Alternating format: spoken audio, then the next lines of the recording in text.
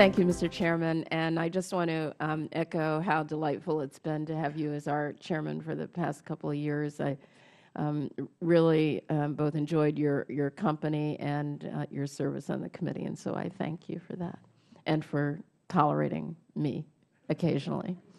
I'm a Twitter follower of NASA's, and I noted that NASA has about 3.2 million followers, which is not insignificant. It's not as much as the President or Oprah, but it's more than the First Lady and RG3 and NASCAR. And so there are people out there who really have an interest in NASA and value NASA, and how we can capture that, I think, so that it also translates into support on a fiscal level, I think, is the challenge, given the range of activity that we expect of the agency.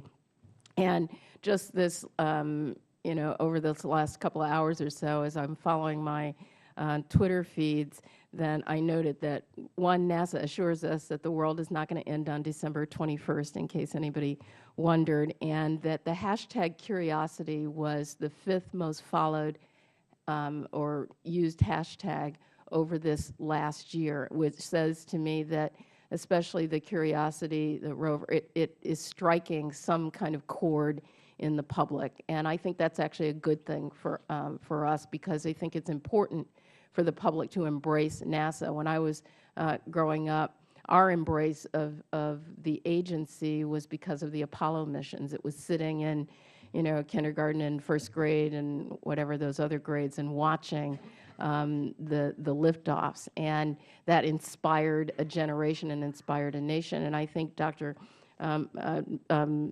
Administrator Blakey, you've pointed out that it requires that kind of public inspiration in order for us to generate the support for the other various of the work that the agency does.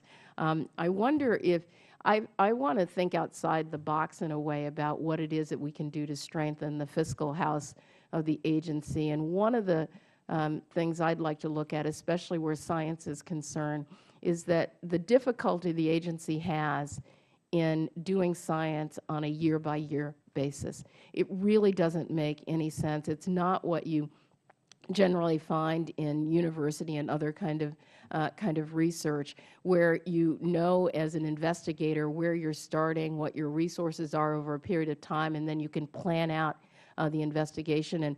And some of what we saw, for example, with the James Webb Space Telescope, is that with all of these different, and there were a lot of problems, but all of these different levels of funding from one year to the next year, and not knowing and reprogramming and things, that in fact you have instruments that sit around that aren't supposed to be sitting here because they're supposed to be up there, and then you actually end up over a course of time spending a lot more money.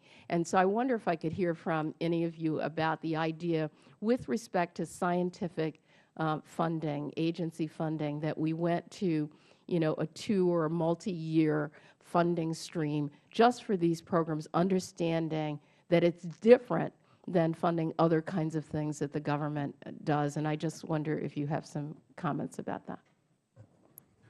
I have currently 8 Ph.D. students who are supported by funding streams that you're talking about. I know firsthand the difficulty of managing these young people's lives in an environment in which decisions can happen on a week-to-week basis, and all of a sudden a certain funding stream disappears. Once we lose a Ph.D. student like this, for example, we cannot really we will do whatever we can as a university to cover that Ph.D. student through, but we have many cases, especially kind of in areas where space interacts with biology in the past, where we lost something like 30, just in our university alone, 30 Ph.D. students in the queue that never came back. And so tools that would create stability in that regard would be tremendously, I think, considered in potential fashion from people like me and others. Congressman Walker, I wonder if you could comment, you've been in this place, on an idea like that and where we might be able to take it. Well, I've long believed that we do great damage to our science programs with annual appropriations process. You know, the fact is that that you do have to have a long-term outlook when you're doing science, whether it's space science or bench science. And so we have a real problem in that we have too often scrubbed the authorization process in favor of the appropriations process. I mean, one of the great reforms around this place that would work would be to actually enforce the rules of the Congress that say that you have to have an authorization in place before you can pass an appropriation. Because the fact is we need to have the stability of long-term set policy in order to do science well. And by abandoning authorization process too often, we have put the policy decisions in the hands of the appropriators, and they have a one-year horizon. One-year horizons do not work in science.